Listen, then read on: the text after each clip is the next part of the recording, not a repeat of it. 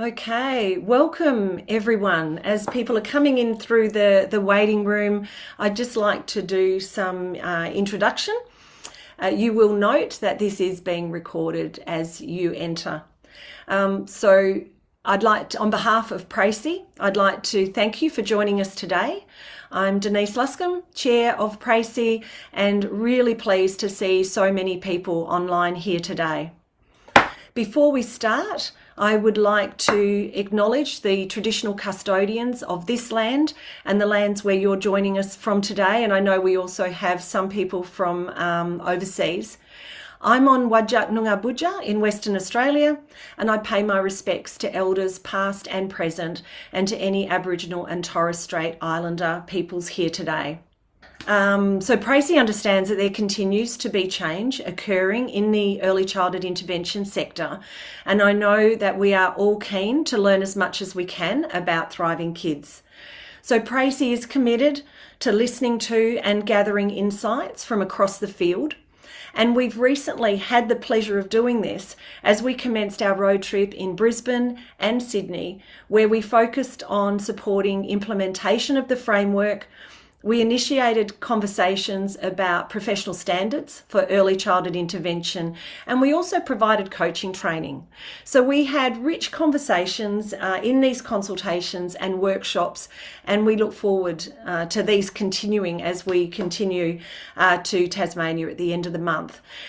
But as well as being committed to listening to the field, PRECI also sees it as critical that we continue to provide the sector the opportunity to engage directly with professionals who are willing to share their knowledge, insights and expertise.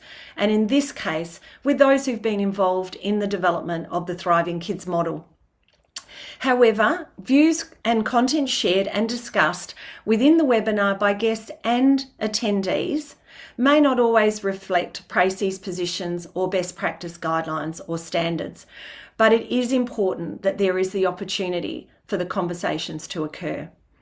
PRECI will continue to advocate for the National Best Practice Framework to be the basis for practice within Thriving Kids services and supports. So this webinar is the second in a series of webinars hosted by PRECI, and the focus of today is the initial journey for families when they have concerns or have identified that their child has developmental concerns or delay.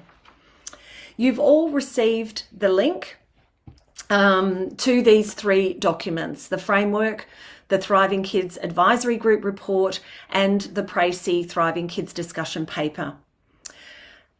People are still entering, so we want today to be as interactive as possible and ask you to utilise the chat to do this. There may be opportunity during the questions and answers section, which we've left plenty of time for as well, to ask your questions as well.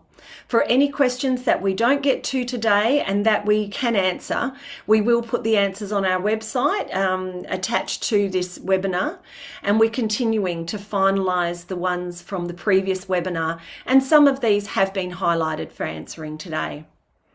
I do want to make a request, as I did in the previous webinar, about how we interact today. PRECI again and understands and acknowledges the enormity of this subject and how important all the changes are that are happening in our sector. We do acknowledge and understand the stress and worry being felt at the moment. We want this session to be welcoming and inclusive for everyone, so please ensure your comments are respectful. I also want to say, if you are finding the session or the conversation distressing or difficult, please take a break or even leave the session to take care of yourself or talk with someone about it. The session is being recorded. So although we are focusing on the initial journey for families and children, I would like us to ensure we keep our focus as well on the endpoint, child and family outcomes, the reason that we're all working in this field. So let's begin. I think we've got most people in.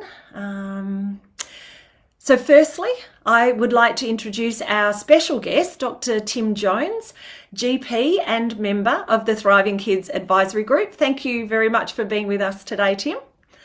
I would also like to introduce, let me put my next slide up. I would also like to introduce Dr. Anoo Bhopti, who is a PRECI director as well as being a member of the Thriving Kids Advisory Group. Welcome, Anoo. And Dr. Tim Moore, who is also a PRECI director. So welcome, Tim. So as people might realise, we have Tim 1 and Tim 2, or T1 and Tim T2. So we'll work our way through this today without trying to trip too much over that. So Tim Moore will be commencing the webinar by focusing on relevant recommendations found in the PRECI Thriving Kids discussion paper, and Tim will also provide some concluding thoughts. And then Tim Jones will discuss key aspects of the Thriving Kids model and what he experiences at the coalface when working with families and their children, and importantly, what families are saying. Anoo, Charmaine Burney, who you can also see online there, who's also a PRECI director, and myself will be monitoring the chat, and of course everyone will be involved in the Q&A opportunities. At the end of the webinar, there will be a survey, and this will assist us in finalising the third webinar of the series, and we'll also briefly share current PRECI activities and ways to stay connected. Okay, so Tim, I will hand over to you. It looks like we've still got people coming in, but I'll move back to this slide. Thank you, Denise, and hello to everyone, wherever you are. I'm going to focus on, very briefly, in order to make way for Tim Jones. Oh, there's T1 and T2 is not all that helpful because I don't know, we haven't decided who is which. So, PRECI has developed a series of discussion papers. We've had one on foundational supports a couple of years ago. Now we have this paper that addresses the Thriving Kids NDIS redesign. And I'd just like to comment on a few things about this that are pertinent to this discussion. First of all, the Thriving Kids NDIS redesign. We think that the NDIS redesign should be part of the whole thinking about whatever Thriving Kids is going to be. It should be a continuum of services. So that's why we've deliberately mentioned it in the title. From our perspective, there are a number of positive features of the proposed national model. There's also a whole lot that we don't know about, but the things that we like about the model is first that it doesn't set up a separate disability service system as it might have done, but it locates services in mainstream settings, a very important development. Secondly, parents are no longer have a funding allocation that they have to be responsible for. And in many ways that lightens their load and is an improvement on the NDIS model. Third, there is a focus on children's functional needs as a way of assessing and deciding what sort of supports they need. Fourth, there is a focus on the needs of families as well as children, much more so than we've had previously, or much more explicitly anyway. Fifth, it uses a strength-based approach and seeks to build on the skills of parents and families, part of our best practice framework thinking as well. Then there is the early identification and prompt access to services as part of the ambition of Thriving Kids, with multiple entry points. And this we see as a positive as well. Then there are multiple ways of identifying potential delays, including taking parents' concerns seriously. And finally, there is a focus on enabling workforce development, a critical factor that many people have already raised as a concern for Thriving Kids. We do note that the model doesn't incorporate all the principles and practices that underpin the best practice framework, even though it has recommended the framework as the basis for the delivery of services. So our discussion paper identifies key issues that are still to be addressed, some of them arising from the fact that there are not all the principles that we identified as being essential to best practice are in fact addressed, but also the model deliberately leaves the states and territories free to develop their own version using that model as a framework. So in our paper, which I commend to you to read, we have focused on a series of topics. I'll just list them rather than exploring them in any kind of details. We've talked about the Thriving Kids target group, noting that the discussion is still around autism and children with developmental delays, which from our perspective actually doesn't cover all the kids, all the children who's got concerns. It'd be useful to have that stated clearly at some point. We talk about early identification and support. We talk about the need for a multi-tiered system of child and family support incorporating the NDIS. We talk about family support needs, how to help families make decisions and choices. And of course, the decision-making guide is a key feature of the best practice framework. We talk about the importance of building children's voice and agency. We talk about relationship and helping skills, supporting children in early childhood education and care and school settings, the actual Thriving Kids and NDIS pathway, determining eligibility, promoting best practice, obviously something we're deeply committed to, the issue of early childhood intervention teams and the whole issue of terminology of teamwork, the early childhood intervention workforce, funding services, how should services be funded, and finally the issue of co-design and trialling the new Thriving Kids NDIS system. Those issues are all discussed at more length in our paper, and we recommend them to you. I'll be listening with interest to the discussion to see how many of them are picked up, and at the end we might have a chance to identify some of those that are still missing in action. Denise, thank you. Back to you. Okay, thank you, Tim. Over to you.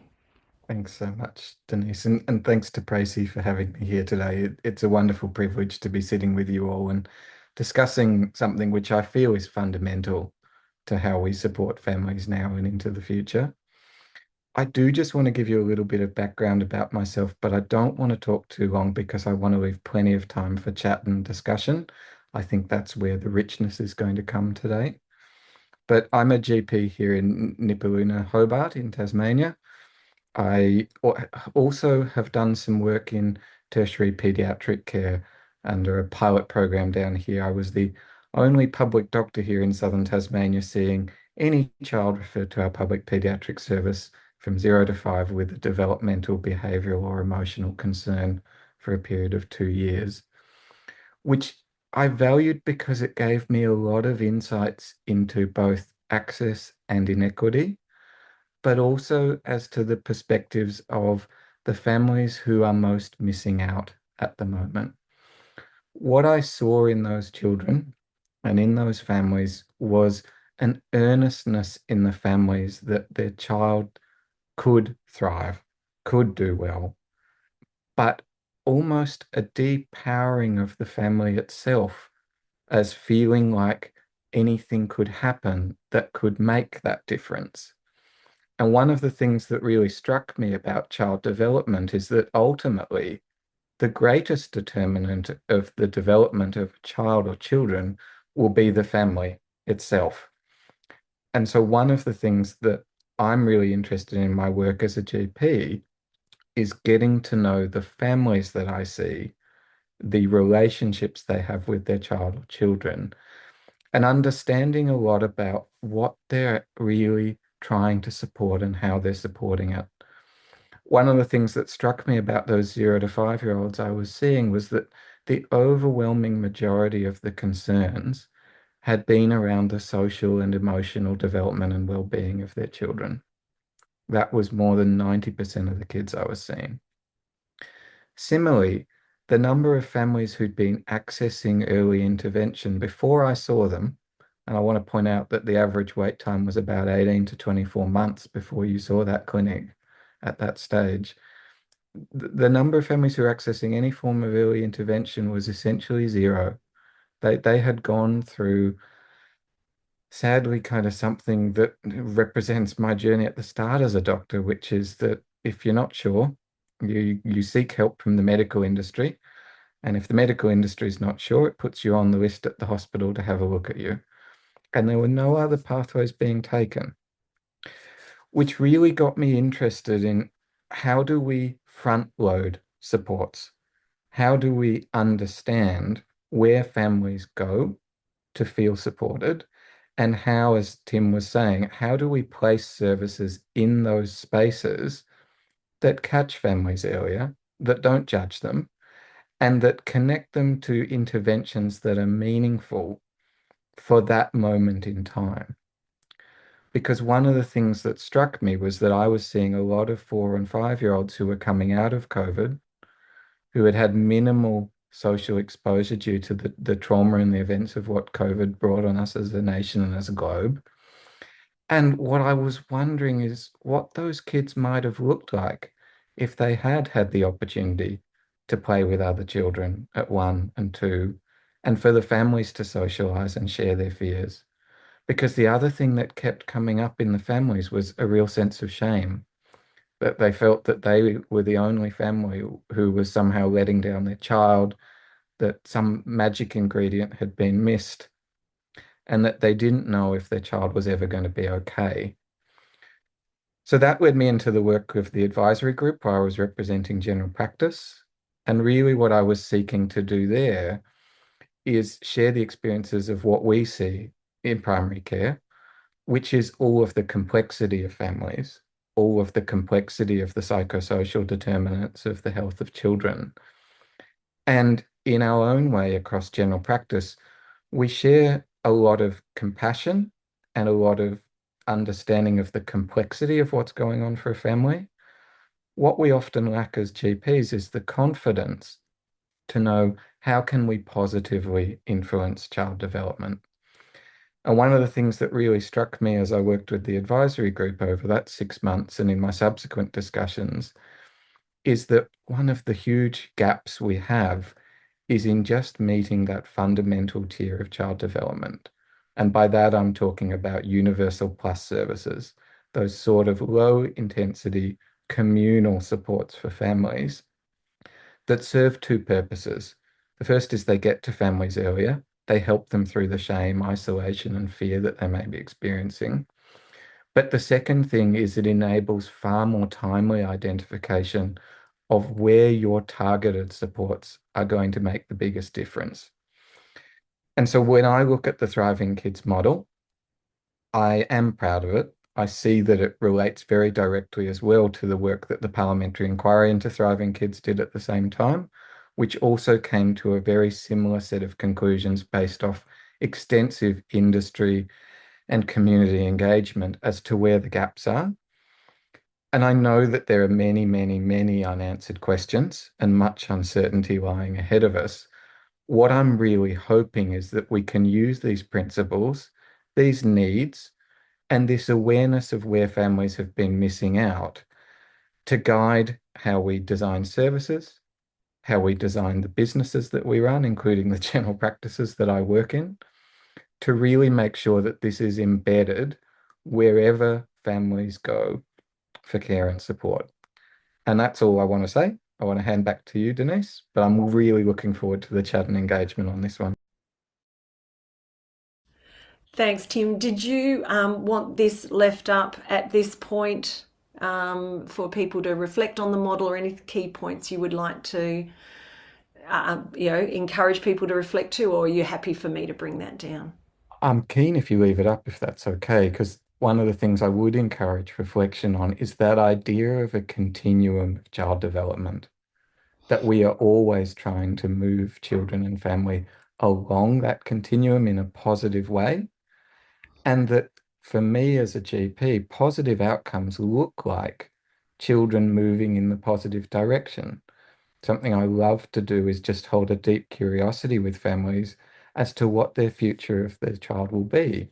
Because in these children who do not necessarily have severe and lifelong disability, we do not often know what those developmental outcomes may be.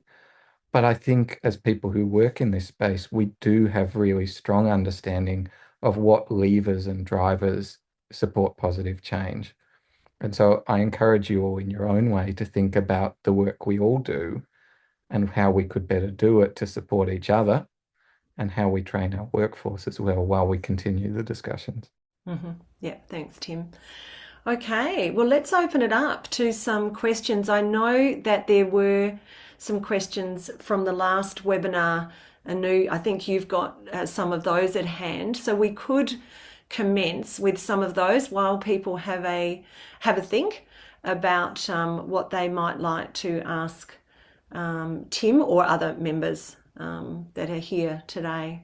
Yes, Denise, I can start picking some questions from our last webinar, and because I don't see any in the chat, perhaps we will start with one that I think was asked repeatedly about what's the difference between NDIS and Thriving Kids, and perhaps if we can start at there, because look like both the programs are open to children even if they don't have a diagnosis. So we kind of clarified that point. But can I just open that one up first? Is what's the difference to what's going to be what Thriving Kids will be in compared to NDIS? Do you want me to start with that, Anu? Yeah, Tim, if you don't mind, I've got some reflections, but yep, you I take mean, it away. again, I'm just going to give you a GP perspective from talking to families. One of the things that is different is that the NDIS, to continue funding to a child, does still expect that a diagnosis will be reached to determine that need for ongoing supports. And as children start to get older and older, particularly 6, 7, 8, the amount of fear I see in families about losing access to supports remains high. So one of the fundamental changes involved in Thriving Kids is to really look at just removing any barrier to the need for a diagnosis being a fear that families need to experience, that services will always be provided on the basis of developmental need. And I think the other thing that is inherent in the model is that we're very much focusing on, rather than a diagnosis informing what are the right supports, using the functional needs that a child and family are experiencing to determine what supports are provided is inherent to the model as well. Yeah. And perhaps I'll just add to that. And I find another difference is on the STEP system or the universal services system that's very evident in the Thriving Kids model versus NDIS. So NDIS for me is more for long-term significant permanent disability, whereas under the Thriving Kids, there's inclusion of universal supports. So best practice for early childhood intervention, I think, um, is quite inherent in that we know with our new best practice framework that services and supports need to be provided in places where children live, learn, and play. And then I felt that that came out really well in the Thriving Kids model with the universal and targeted supports. So I think it's more for well-being and whole family well-being, not just focused on the child and the child's disability. So in that way, inherently, it's different. Anything else to add there? I see two more questions coming up. How is it different if Thriving Kids is only for children under 9? Yes. I mean, I know that this point has probably been made a fair bit, but I think it really needs to be said again that NDIS by nature, due to how the supports are accessed, will tend to take children out of their regular routines and environments for the purposes of providing therapy. And we see this most significantly in our early school spaces at the moment. And that remains a challenge for families. it's a stress for them. It's also a stress for our teachers that I chat to. And so again, the Thriving Kids model is very strong on this idea that therapy is embedded within those spaces where children live, learn, and play. And I feel like this is easier to talk about in a theoretical sense, but I can also very much visualize what this can look like at the coalface as well. Tim, there's a question in here that is talking about how do you see Thriving Kids or this model supporting children who are functioning within high support needs, but they may not get a diagnosis until later. So a child could have a chromosomal disorder, but have lower needs in the early years, and then they increase as they get older.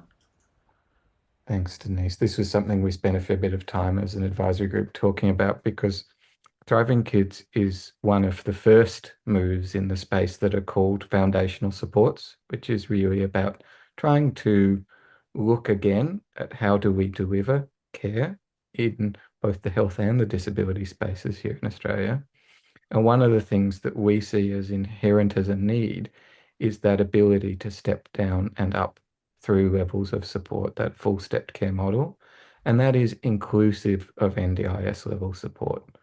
We see that there are times in the developmental trajectory of some children where they may require NDIS level support, but then be able to step down into Thriving Kids level supports.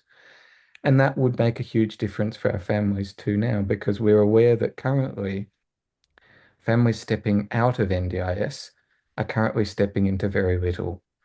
And so having those robust supports available below the NDIS serves to support families through those ups and downs of child development where support needs may be very dynamic. Yep, thanks, Tim. Anoo, have you got a targeted question? I can see quite a few more coming through here as well.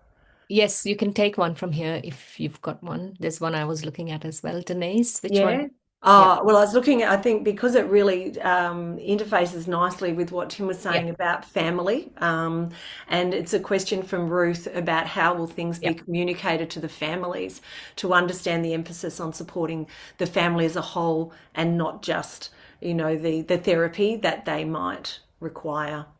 I don't know if you can see in that there as well, Tim. Yes. Is that for me? Boy, that's a big one to try and buy. Sorry. I'm just reading through some of the other questions that are coming up too. And I think one of the things I'm seeing as a theme here is who are the gatekeepers? And we are aware in this space where there are real pressures on services, where there are real pressures on workforce, that we can't pretend that everyone can have everything all the time. We don't have the workforce to deliver that. But as we train workforce and embed these consistent ways of working as how we train future workforce across different disciplines, including our education space, I think I have a lot of hope for capacity into the future. I know that in my world of general practice, there is deep enthusiasm in our younger GPs for supporting whole of family well-being and child development as part of that. But what I really want to highlight too is that there's been some reference in some of the questions to GPs being the gatekeepers. Do you have to refer to a GP to access Thriving Kids? And that's not inherent in the model at all. What we see as the role of GPs in this space are that as a workforce, we love going on journeys with people. And one of the things we think we can offer to try and enhance the supports that families experience is to try and make sure that more families are regularly seeing us for long appointments so that we can really put the work into trying to understand what families need and doing some of that linking to appropriate services to support that. Perhaps I'll just add one little point of difference again, is that the NDIS model lent itself to over a period of years, I don't think it was ever intended to, but it lent itself to therapy supports being the only way of accessing, one of the main ways, not the only way, of accessing supports, and lent itself to like a business model. So I think now we have a group of consumers and families who seek therapy as the answer to the problems, whereas we hope that with the Thriving Kids, so when at the committee, I think we spend lots and lots of time discussing that let's go bottom up, like what do children and families really need for well-being rather than what the model or the business model should look like. And so that's in answer to your question, Ruth. Yeah, I kind of agree that it's not just focused on allied health support, but it's a holistic approach. Now, I don't know if either Tims would like to. There's a question in here that I think, again, is more family oriented. And I think, again, keeping that focus on child and Thanks, family Mabel. outcomes, I think is really important. And we've talked about some of the adversities that families may have. So there is a question here in relation to when there are challenges within a family that may be mental illness, poverty, etc. Do you see scope for work to be done to help bridge the link between the adult service providers and typically child-focused service providers, as we increase that focus on family functioning because of the impact on child outcomes? I might bite that one off to start, but Tim, please jump in as well too. I think this speaks to something that I see a lot, which is that as trained professionals, we can see where the developmental differences are in a child. What we sometimes miss is what is the family capacity to work to address all of those differences and support them well. And coming back to what I said in my opening little spiel, I think that the foundation of child development must always be families. And one of the things that I see as critical to get right in this space is that we empower families to think about and to nominate the order in which they want to work through a process. Because I saw an example somewhere in the chat of a 6-year-old experiencing delay in speech, emotional and social difficulties as well too. To me, that is a textbook example of if we try and tackle everything all at once, we may spend a lot of time and workforce and still not get great outcomes because we haven't kept the family at the center. And so working with families to really see what they most need right now, it may actually involve supporting the parents to have their own mental health be adequately supported and addressed before we start really moving into the therapy space with their children. It may be about looking at the communication of the child as fundamental to what's happening emotionally, but we don't know. These are conversations we have to have with families. And again, it draws me back to the idea of what do the universal plus services look like? To me, these are our community spaces, our hubs, our places where people go to receive trusted advice and support. And I think that these are almost in a way the conversations that have to happen before we make a plan for how we support child development. Because if we don't, then we end up in the same challenge we're in now, where people may have funding under NDIS that either isn't getting into services because there are wait lists, or lots of services are being deployed and the intention is good, but family capacity is still struggling and developmental outcomes may not be as good as we would hope them to be. Totally agree with that. Can I add, one of the key principles that we identified as the best practice framework was that services should be ecologically based. That is, that they should take account of the broader conditions under which families are raising their children. And these conditions, the housing, the social support, and the financial security, all of those things play a significant role in determining whether the family is able to provide the child, their children, with the conditions that they need to thrive. That means that early child intervention efforts are going to be less successful under those circumstances. So that raises a whole series of interesting questions about policy and how our wider society functions. But from the point of view of thriving kids and the best practice framework, the implication is that early child intervention and other services that are supporting families should be part of a wider network of services that are capable of addressing the conditions that may be compromising the parents' ability to do the job that they and we would wish.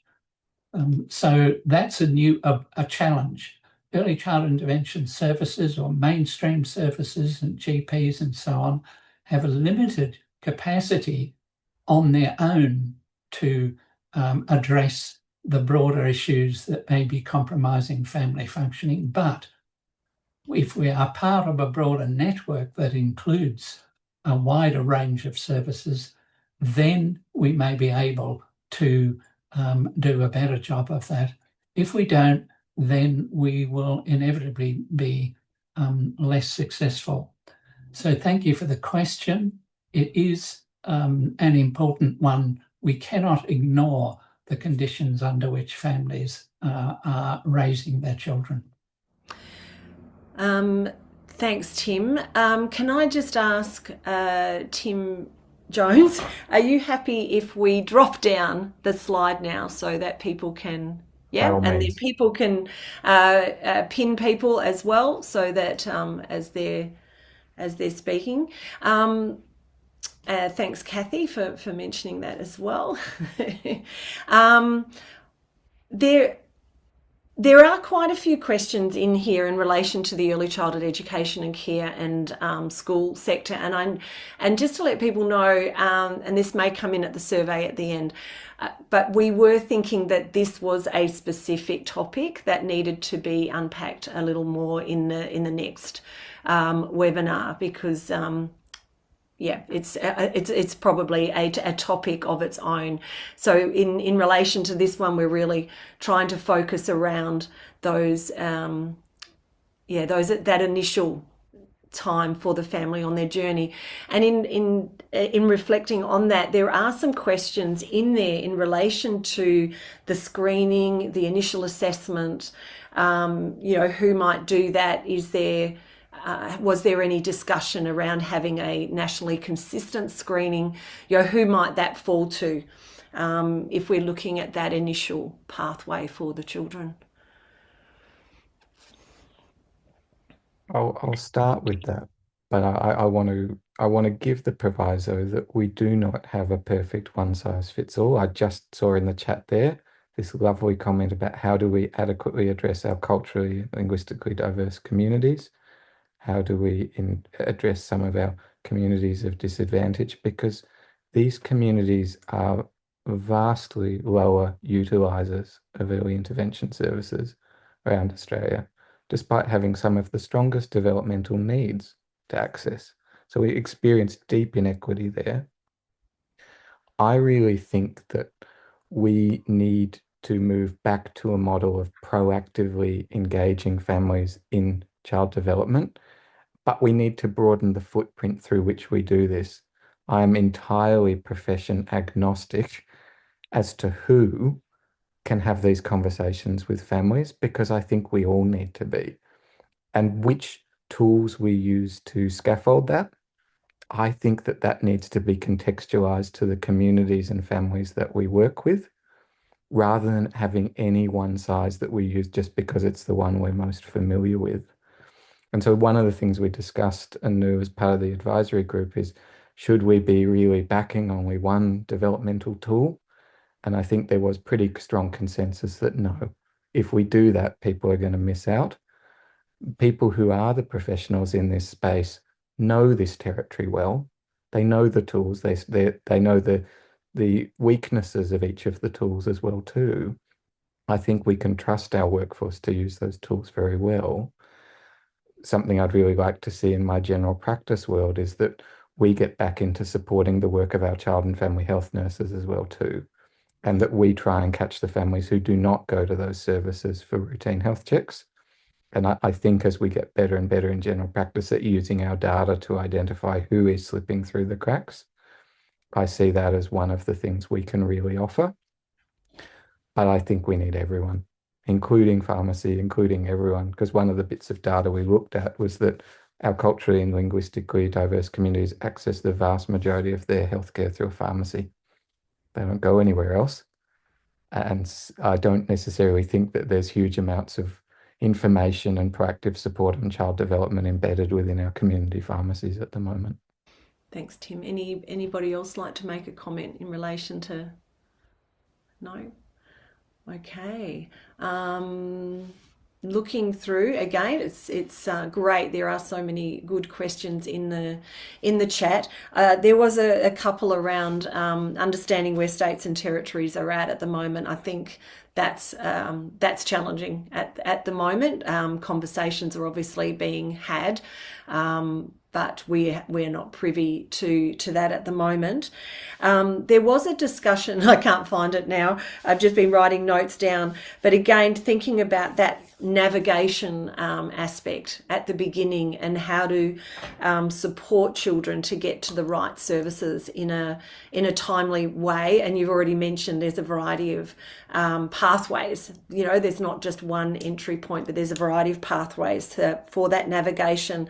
But it also, I thought, really tied in nicely with a question that was around how Thriving Kids and the model that's been proposed, that support for collaboration and teamwork from the beginning of that family journey. So I don't know if anybody on the panel would like to make a comment about that. So again, it's, I guess, supporting families to actually get to the services they require, and then how do we maintain that that collaboration and teamwork as they progress on that journey.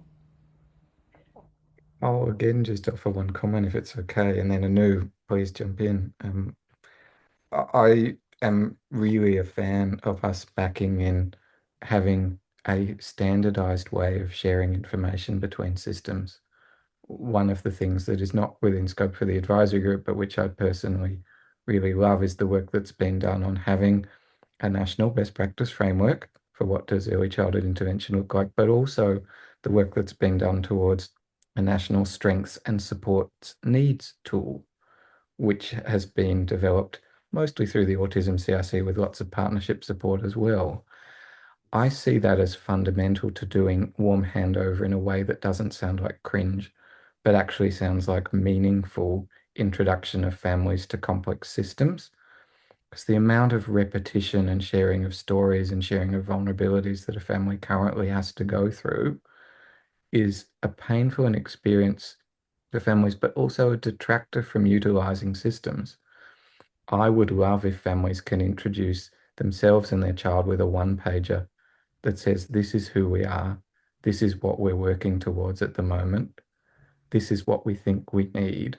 And when they're talking to anyone within a system, be it education, healthcare, early intervention, early childhood education and care, no matter what it is, that's all they need to do. Someone can just pick it up and then go, yep, got you. I think I know what we can offer to support you through what we have here.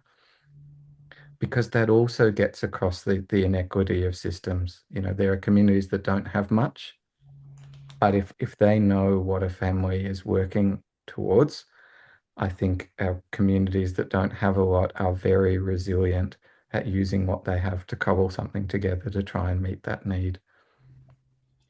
Anoo, over to you.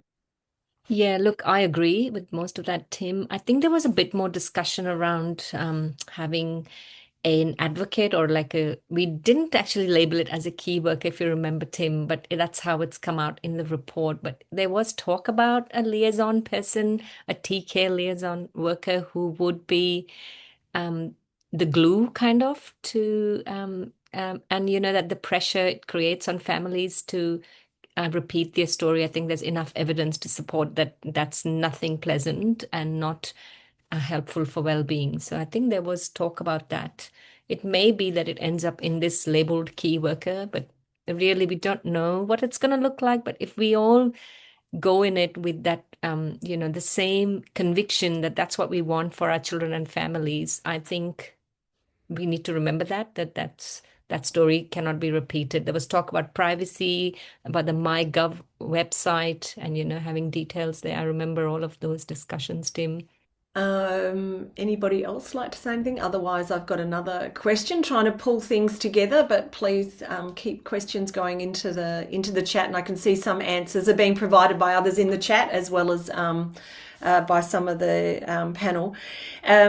I think a really important one, and Tim, you mentioned that having a national best practice framework, I obviously, and PRECI sees that as absolutely pivotal. So no matter where a child receives services, whether that is in universal mainstream, Thriving Kids, or the NDIS, having the best practice framework as the basis for practice means that a child will receive high quality services no matter.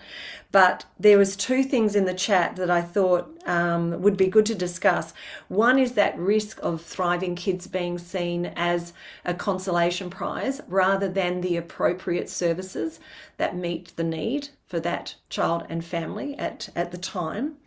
And then maybe attached to that is that concern around a pathway that might delay children getting to the right professionals that they require. So that I think, there's a concern about a pathway, meaning families have to go through certain steps before they may get to the person that they actually require as a professional, and so therefore that timely intervention is delayed. So I don't know, I know it's a bit of a double whammy, but Thriving Kids as a consolation prize risk. I hope we would be expecting that practitioners who are working in the Thriving Kids space, which are going to be, I would expect, those of you on the call, would be providing high quality services as well as that delay getting to the right person. I can just comment on that feeling of consolation prize, and that really wasn't the feeling that we got in the advisory group. We kind of feel this was a great opportunity for families and for young children to have access to early identification. So it's more like a special model, I'd say, rather than a consolation prize. It would be something that, and if we put aside the current families in the NDIS and think about new families from diverse backgrounds and how difficult it is when they have a child with any developmental differences, and then consider this as a model of entry, which has soft entry points and people who are aware of family well-being as a whole, I think it's quite a privileged model compared to a consolation prize. So that's how I see it, but it really depends on how we operationalize it as well. I'm very conscious of the workforce issues and the training needs around that. That will be required. Tim, do you have any thoughts? Yeah, one of the things that makes me think about is the principle that sometimes less is more, that under the NDIS, the tendency on the part of families and professionals was to get as much money as possible, to provide as much therapy as possible and so on, and in the process overloading families, missing the things that are important, etc. That was the danger. It didn't always happen, but and sometimes what is needed is, in fact, for things to scale back and not to be trying to do so many things. Goes back to Tim's point made earlier about the importance of focusing on not too many things at once. It's got to be manageable, got to be doable. And the fact that there are a whole lot of other things that are important shouldn't stop you from doing that. So I agree with Anoo, and with that general idea that what we're delivering here is certainly not a consolation prize. It's in fact a better way of doing things. that is going to be more appropriate for child and family needs and not unduly loading the family. The NDIS will still be there for those families who have got high care needs for child and family, so they're not being deprived of that. If I can say one thing too, because I think this is inherent to all of this, I would entirely back that. I think that Thriving Kids is a superior model in terms of meeting the need of the majority of families around our country. It will not work for everyone. Like Tim was saying, there are kids who will still need the NDIS, and that is very much something that I will make sure in my advocacy continues, that families still get access to the NDIS when they need it. But what we are not adequately supporting at the moment through our existing model are the families themselves. There are so many who can't get in the door. There are so many for whom this is a stressor rather than a benefitor. And we are not adequately supporting the isolation of families in particular. We have made this a private struggle that families go through and that students within schools go through. We have not embraced the community element to child development, and we need to again, because it's probably the greatest cultural shift we've experienced is that we've lost the communal nature of child development over time. COVID poured some petrol on that. And for me, inherent to what families need is that feeling of isolation no longer being present for them. They need to know that they're not alone and that the system is actually there to connect with them in a way that feels organic to where they live.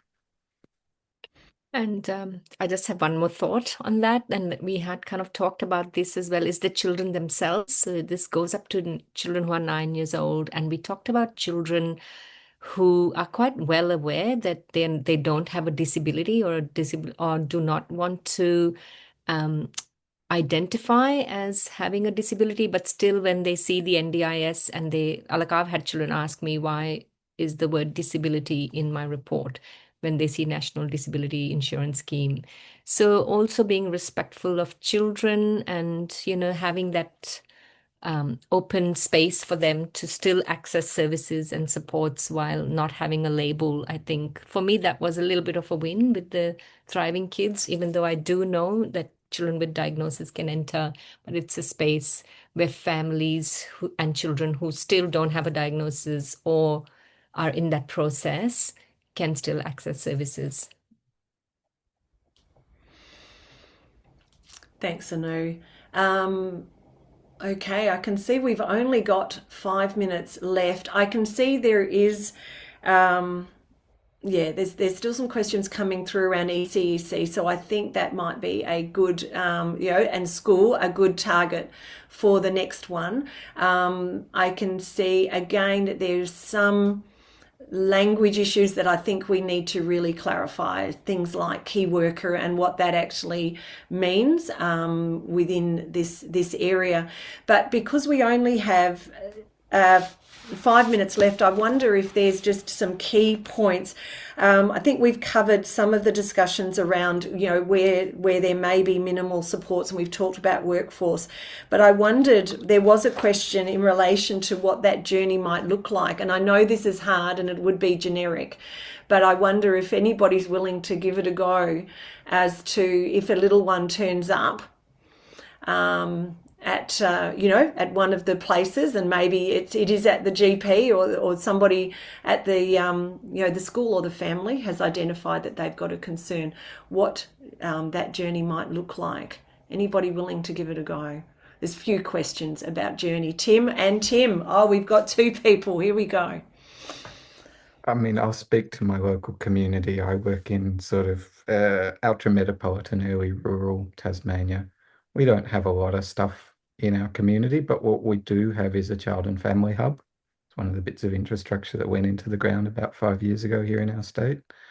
I would love, under Thriving Kids, if I see a 2 to 3 year old who's struggling with development, no matter what it is, I can introduce them down the road to that hub, that they can regularly connect, that it's a safe space for all families to go to, that the children can play there, and that all of the different organisations that may be able to play a funded role in supporting that family have inreach into that place.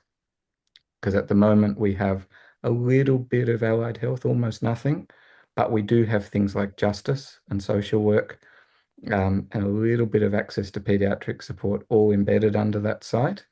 I would love to see that dramatically accelerated as to what it can offer, because then they can also give me direct feedback about what they're working on with the family.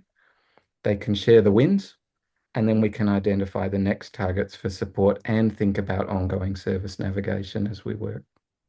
I thoroughly approve of the idea, the potential that hubs offer for that. The point that I would want to make is that if a parent has a concern, that's it. That's all that's needed. We shouldn't think about this whole business of identifying children early as being a professional job or a job of the mainstream or specialist services, using tools or not using tools. Parental concern should be enough in its own right to move you to the next level, which could be the kind of environment provided by a hub. And it's important we don't lose sight of that. Thanks, Tim. Now, Tim, I was going to hand back to you for some summarising or concluding statements. Are you happy to do that? Yeah, just very briefly, the things that stand out for me, and there's so much that still remains to be determined. And there's a lot of questions in the chat that are about really how is this going to play out at the state and territory level, with each of them developing a different way of different answers to these things. So there are no single answers, but there are some general things that come out of this. And they come out of some of the things that Tim has said, that relate to the family as the most important factor in children's lives, and therefore the conditions under which the families are living matters. The families themselves have a focus on their child's well-being, in Tim's experience, which is really interesting, rather than necessarily gravitating to let's fix the child, let's remedy the dilemma. We have the business of how to communicate the model to parents, that what we are interested in is the conditions in which they're doing. We're interested in what their priorities are. We're interested in helping them develop a plan that does not overwhelm them with work, and that focuses on the things that are most important for them. As part of the best practice framework, we have a decision-making guide which seeks to do that. It deals with the issues of what a family values and what's important to them, what do they need to do first before you make decisions about what level of service they should get. That's the order in which it happens, whereas previously it's tended to happen the other way around. You decide services and then you start focusing on what people need. The final thing I would say is Tim's point, which I like a lot, around the importance of a communal approach. This is what Thriving Kids is actually about, trying to create a whole of community, not just a whole of service system, a whole of community understanding of the needs of children, and supporting families of young kids, and getting families who have got additional stresses, say through having a child with a developmental problem, into a communally supportive environment fast. That's what we're trying to do. I'll stop there. Thanks, Tim.